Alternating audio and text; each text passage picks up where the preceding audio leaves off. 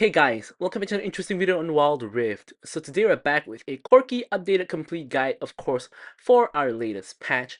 But as usual, before we really get into it, don't forget to check out Corki's basic guide that I put up in the cards right now for his skills, living order, tips and tricks, as well as a couple of combos. But without further ado, now let's jump straight into it. So Corki's build pretty much hasn't really changed a lot since the last patch. Of course, I have, of course, shown a lot of different builds like the Triforce Manamune build as well, which I still think is viable, but obviously the full crit build is simply better. Looking at the top players, which we now have to scroll past the influencer section every time, pretty much everyone is using the same build or some variants of the build. Nothing too complicated here. So essentially, you will first just take the Gluttonous Greaves for the AD and the Omnivamp in the early game, and then you're going to go into Essence Reaver. Now, Essence Reaver, of course, does give you that Spellblade passive, but it only the difference between Essence Reaver and another Spellblade item like Divine Sunder or Triforce is that the Essence Reaver Spellblade doesn't actually proc on things like towers, for example, whereas the Spellblade of those others do. So that's just something I just wanted to point out. But you get a little bit of AD ability haste, and of course you get that passive where you will get, of course, a Spellblade, which can also crit. And you also get the Mana Siphon passive to restore a little bit of missing mana, which will be helpful for Corki because he uses a lot of mana. Then you have Blaster. Blaster, of course, gives you that pretty nice stat line, as well as giving you the passive for the bonus range, the AoE damage, as well as the burst damage, which of course comes in very handy. It's one of the strongest crit items we have. And then, as usual, you're going to have Bloodthirster. Bloodthirster gives you a pretty nice stat line, as well as those extra resistances and shielding, as well as the Vamp, right? And finally, for the last crit item, we have Maul Reminder for the Armor Pen and Grievous Wounds. But it's not really the last crit item, is it? Because most people actually love to go for 125% crit on Corki, seeing as now Infinity Edge, aside from giving you a bunch of AD and increasing your crit damage, also converts your extra crit into an additional damage. So if you really wanted to go full offensive, you're going to go for boots into 5 full crit items. But if you want to go a little bit more defensive, of course, instead of IE, you have items like Maw to counter the magic damage dealers on the enemy team. You have items like Black Cleaver, which provides a lot of utility for yourself and your team, on top of making you more tanky from the max health. You have Guardian Angel for the revive as well as armor, and then you'll of course have Twin Guard for both, right? So a lot of defensive options as well. For the runes, it's going to be Conquer, because with Corki, you don't really benefit from other runes like Lethal Tempo and such, so the best option to really go for here is going to be Conquer, which you can fully stack up over the course of the fight and then start outputting DPS throughout the fight. And the rest of the runes is pretty standard ADC runes. However, Brutal, sometimes you can, if you want, take Gathering Storm, although I still think Brutal is the better option, because our Corki doesn't auto-attack that much, but at the same time, Gathering Storm is just not very useful on him, so there's also that. And then we have Bone Plating for the defensive capabilities. Now, in the gameplay later, I tried Axiom Arcanist, and I think it's horrible. You guys will see in the post-game stats later, it didn't really do anything at all. Now, for the spells, you go for Flash, and of course, if you need Cleanse, you're going to want to go for Cleanse. Otherwise, Barrier or Exhaust are amazing options as well. So anyways, with all that said, let's now move on to talking about the gameplay. Okay, so let's get into the gameplay itself. Now, of course, as usual, don't forget to like, comment, and subscribe. Any questions, queries, or remarks, feel free to leave them in the comments below. Of course, you guys know I will be sure to address them. So getting straight into it.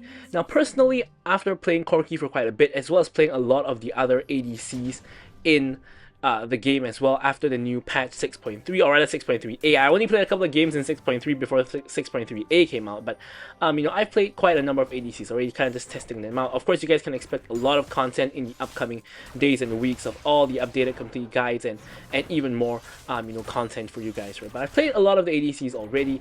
I do think Varus definitely has gotten weaker, but I still think he is pretty strong despite the relatively big nerf to his passive. And I think that Corki is probably the best ADC right now. I'm not 100% sure on that.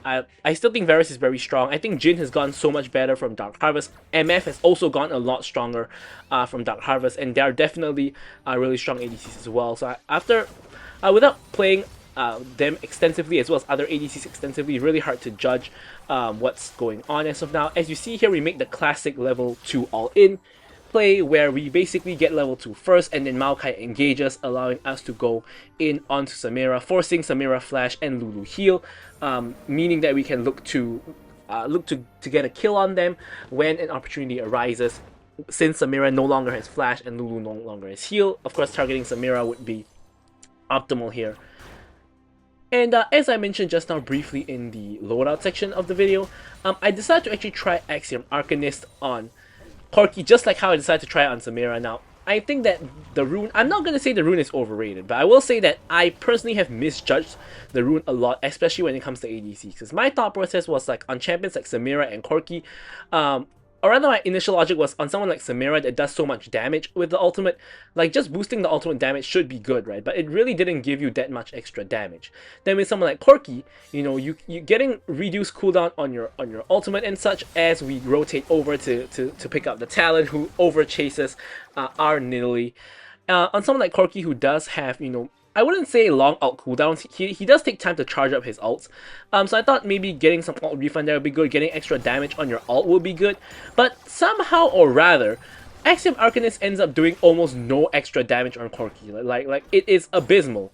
You guys can take a look at the stats at the very end of the game. Basically, it did like 100 plus extra damage only and refunded like 1 second of CD. So quite safe to say it is a almost completely useless rune on Corki. And I think at this point, I've played enough of Axiom Arcanist to kind of judge that it's not really an ADC item. I think it's a lot more of a mage or assassin item, especially those single target ones. Like the extra 10% damage on single target, I think is a lot more useful. Talon tries to go in onto me. Maokai does disrupt him before you know, he can actually do anything. I'm able to retreat, kite back, and get the kill. Samira now is way too overextended, dies to Nidalee, and Lulu gets engaged on by Maokai as well. And Lulu, fortunately for her, is going to be able to get out without too much issue. Now here I realized that I want to crash the wave, but Nidalee steals my cannon on the way out after getting a kill and a assist already. But we do end up exiting the situation with now currently 2 kills and an assist, completing our sheen here. So at the end of the day, it's a relatively good start for us. Of course, Corki benefits a lot from playing with a engaged support like Maokai, because when the engaged support engages for you, you can of course just blast them for free with a Gatling gun and shred their defenses, boosting your damage tremendously. Of course, Corki is not really a support dependent champion, so you can play with enchanters, but it is my personal preference to play with engagers. So I definitely love to play Corki when you know, I have an engager with me. So here we decide to freeze the wave outside of our tower because the enemy bot lane is way weaker than us. So by putting the wave in this position, it's going to force them to walk up if they want to get minions. And when that happens, we can then engage on them and then probably get a kill or blow some summoner spells and then repeat the process to get a kill. Furthermore, this allows our wave to slow push and stack up, which means that we can either get a very good fight with a huge wave, or alternatively we can crash the wave into tower and get some tower plates if we get a kill on them, for example. However, the enemy team, now even up till now, I have no idea what happened here, but basically the enemy bot lane vanishes, right? Now this is not exactly uncommon because they could simply just go to other lanes and make plays there, which is why I'm thinking that they're missing. We can see the two of them are actually there removing a ward, so I'm thinking they're probably going to be coming back to the lane, but they actually end up pretty much not coming back, right? Or I'm not sure if they're under tower or what's going on, but they're not ganking mid. Maybe they're farming their own jungle, I guess. It could be the guess, but I have no idea where they went. So at this point, I've frozen the wave for so long, and they've lost a lot of minions already. And at this point, the next wave comes in, and I'm deciding that, you know what, probably freezing the wave is not the best decision. Maybe I should just push the wave in and go for tower plates, right? At this point, my wave is like a double stacked wave at this point. There's about 8 minions in my wave here. Yeah, there is like 8 minions in my wave here, so I'm like, you know, let's just go for some tower plates, which is exactly what we do. They pick this time to show up to collect the 8 minions, which is good on them, but we still get 2 tower plates, so they did lose a lot of minions, we got tower plates, so at the end of the day, we still generated a very huge advantage from that wave control play.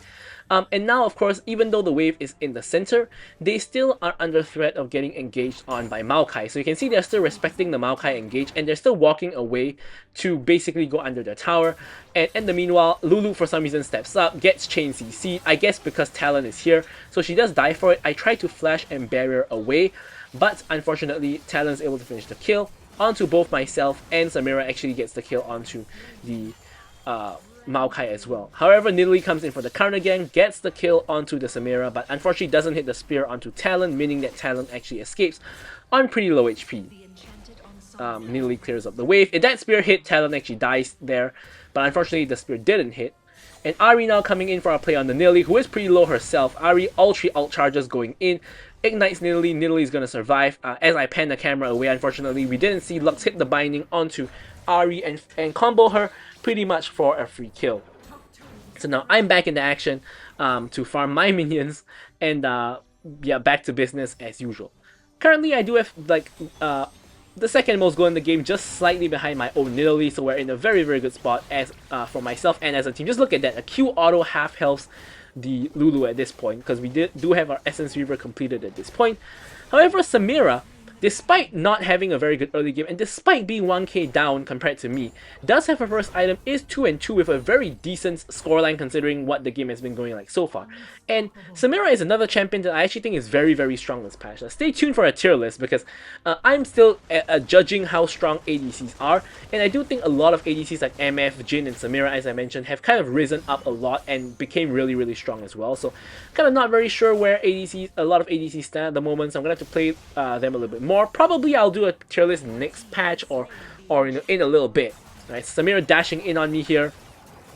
I'm shredding her defenses by a bit, and you can see she does burst me down quite a bit, which is very standard for Samira. She does have a very burst heavy combo. She's now trying to get to her max rank, but unfortunately before she can do so, gets ulted by Mbessa and ends up going down. Here Ari goes in, hits the charm on me, hits the combo. I barrier here, and Maokai engages to allow me to pick up the kill and escape with my life. Now here I have the package, so a lot of burst damage ready. Maokai still standing next to me. I do have like a third health. Here Talon flashes in on me, I kite him out. Maokai once again with the CC to peel for me, and I'm able to blast him with 2 big ones just to pick up the kill here. Now here Viego tries to go at me, I'm spacing him. Viego is a melee champion of course, so I'm thinking that I can maintain my distance and probably just blast him from afar, which is what I do. Unfortunately though, Maokai ends up dying, which gives Viego the reset, and here Viego takes advantage of it to ult on top of me under tower, but does of course end up dying eventually because tower aggro doesn't reset when you're taking the soul, so he does end up dying regardless. However, I definitely randomly just forgot that Viego gets the ult reset when he possesses a body, because I was like, Viego can get close because his W is not in range and his ulti is on cooldown, but I forget that when you possess someone you get an ult reset, and I do play Viego myself, so that is, yeah, I'm not sure what happened there, got a random brain freeze. But we do end up dying to that, which is a little bit unfortunate, but now we're going to rotate back over to our lane where both towers are actually still standing. And Maokai goes in with the ulti hits onto the Lulu, flash forward from Maokai for the follow-up, Lulu gets the knockup, and that looked to me like a free kill, but whilst we're busy focusing the Lulu, Samira is busy free stacking on me because I'm not focusing her, and then hits the ulti onto me and is able to get rid of me, and then followed by getting rid of Maokai. So it's slowly starting to turn a bit sideways, with Samira now having more gold than us, and Samira having the same amount of kills and deaths as us, in fact. So as I said, you know, Samira is a champion that I think is very strong now, and you can see that this is not really the best game for Samira, because I would say that Maokai is quite a hard counter to Samira, having point and click CC. Although in this case, because Maokai normally uses the CC to engage, it means that Samira normally doesn't have to account for Maokai CC. So there is also that, right? And the rest of my team doesn't actually have a lot of CC. We only have Mbessa ult and Lux binding, so it's actually not even that bad of a match to play Samira. I would probably not play Samira into this match simply because of Maokai. Like, there's just some champions, in my opinion, that as a Samira I always want to avoid. Maokai is one of them, like Pantheon, Vayne, you know, these kind of champions that have point and click CC that you really just don't want to deal with. So here you can see that because the Spellblade of Essence Reaver doesn't work on towers, I'm just forced to spam auto attack the tower instead of using my spells to proc Spellblade. But I am still able to pick up the tower before the bot lane comes. Now, for some reason, Talon is chasing me into my jungle. I'm just trying to farm the Krugs, but he is interfering with my farming, and he's taking the Krugs instead. Now, I'm a little bit wary here because this could be a 3v1 under tower, so I'm warding to see if I can see Talon. Talon is rotating away, actually, so he's not going to be too big of a problem. Now, a fight breaks out in the river with the Viego and Talon getting caught. Talon is now 1 HP, runs away into our jungle. I'm not really going to bother to chase him because he probably has to reset anyway, so I think the better use of time is to actually join the main fight here, where Samira barely gets caught after the Blade Whirl ends, and now Lulu is getting chased down, as is Ari. Now, I'm expecting Talon at this point, he's resetting. So if we overchase, we might end up running into Talon. But you can see from the replay tool, he's actually, or even the map, you can actually see he's at top lane. So this basically means that it's a free dragon because he's not going to be able to contest this. And I guess you could say that on one hand, he probably should have reset because he probably wants to reset and come dragon. But on the other hand, his team can't really contest the dragon anyway, and top is completely uncontested. So just getting extra gold and pushing minions in top is not really such a bad idea. So I think whatever Talon did here is actually fine, although it's not exactly what I expected him to do. It does kind of make sense at the end of the day. So we have our first 2 items completed. We're going for the Bloodthirster. Next, of course, pretty important to have that extra shield, especially against champions like Samira, Talon, and even Ahri, who does combo you. Very, very important to have these items so that you don't get just bursted down without being able to do anything. So your Talon spotted resetting. I wasn't going to disrupt him there anyway, but I think he cancelled his own back at some point because he ended up taking a long time. Now here, Viego is running for the hills. Now I'm not even needed to kill Viego, so I'm actually just going to turn back around and focus his tower.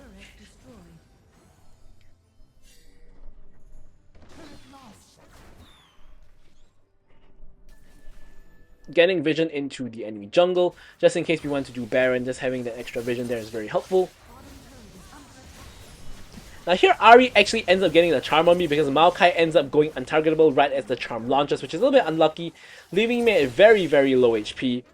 However, you can see I'm still not backing because the only thing that could really kill me is Samira flashing on me and killing me, but you can see Samira and Lulu are caught in a 2v1 against my Mbessa.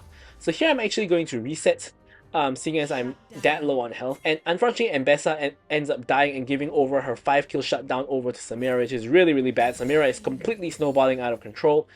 And here I'm expecting them to be around, so I'm actually being a little bit cautious here. I'm just trying to farm the minions and prevent them from getting the tower.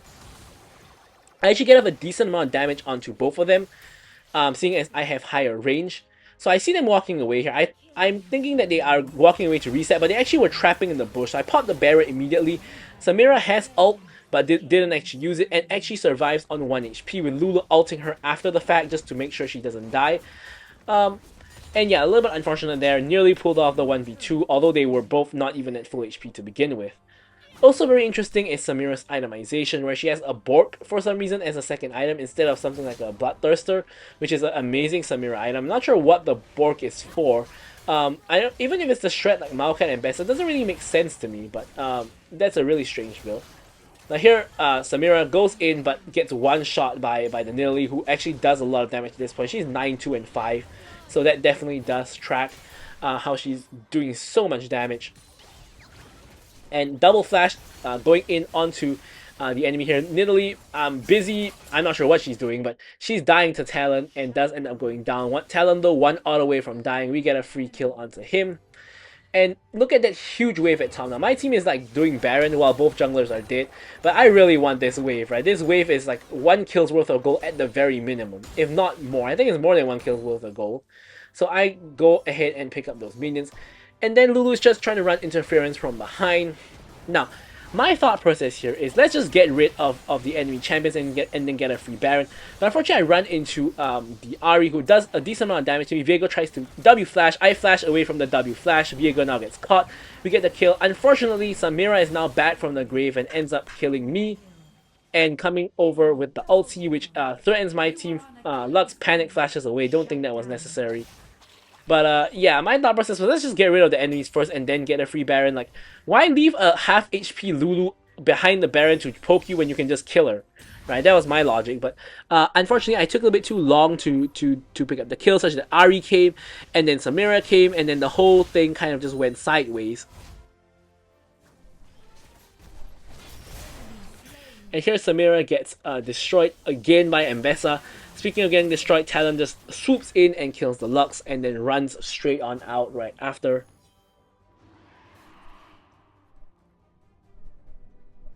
So I'm back alive. Now, despite all that has happened, we are still in a pretty decent spot. Of course, we're not as fed as people like Samira or Nidalee, but you can see that in this fight, we're still doing a very decent amount of damage, especially just staying in the backline, shredding people and just blasting them. Here, Lulu is the main focus. Talon is going on me. I pop the barrier to block his damage, and he ends up going down, attempting to murder me. In the meanwhile, we're now just gonna do the dragon, which we secure, and Maokai is even looking into the enemy jungle to see if we can get anything more. Now Viego gets engaged on, we're hopping forward, and Bessa ult to chain CC the Viego, and Nidalee picks up the kill. Ari now getting dived under her tier 2 tower. We auto and secure that kill. And it's Samira now looking for something, but ends up just getting one shot by Nidalee, who actually hit her spear onto Samira, and Samira just dies instantly. So that Nidalee burst damage is scary. And with that, everybody on the enemy team is actually dead. This gives us a chance to basically just walk into their base through the front door and end the game just like that. So with all that said, I'm going to leave you guys with the stats as usual. Thank you guys so much for watching the video, and goodbye.